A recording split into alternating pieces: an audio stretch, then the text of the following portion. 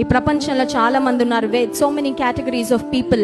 కొంతమంది ఏమనుకుంటారంటే, మాకు దేవుడు అక్కర్లేదండి, చనిపోతున్న దేవుడు మాకెందుకంటే నీ కోసం ప్రాణం పెట్టాడయ్యా, నువ్వు అర్థం చేసుకోవాలి. నీ కళ్ళు తెరిచి చూడు, కొంచెం స్పష్టంగా చూస్తే నీలో ఉన్న గర్వాన్ని, నీలో ఉన్న అహంభావాన్ని పక్కన పెడితే నీకు అర్థమవుతుంది యేసు ప్రభు ఎందుకు చనిపోవలసి వచ్చింది. What is good about good Friday? Bad Friday అనొచ్చు కదండి, ఇది బ్యాడ్ ఫ్రైడే అనొచ్చు. యేసు ప్రభు చనిపోకపోయింటే ఇది కూడా బ్యాడ్ ఫ్రైడేనే. కానీ యేసు ప్రభు చనిపోయాడు, ఆయన శ్రమ పడ్డాడు అనేది బాధాకరమైన విషయమే, కానీ ఆయన మనకు రక్షణ ఇచ్చాడు కాబట్టి ఇది మనందరికీ ఒక గుడ్ ఫ్రైడే అయిపోయింది. హల్లెలూయా. బ్యాడ్ అంతా ఆయన తీసుకున్నాడండి, గుడ్ అంతా మనకి ఇచ్చేశాడు. హల్లెలూయా. శిక్ష అంతా ఆయన తీసుకున్నాడు, అవమానం అంతా ఆయన తీసుకున్నాడు, దెబ్బలన్నీ ఆయన తీసుకున్నాడు, శాపం అంతా ఆయన తీసుకున్నాడు.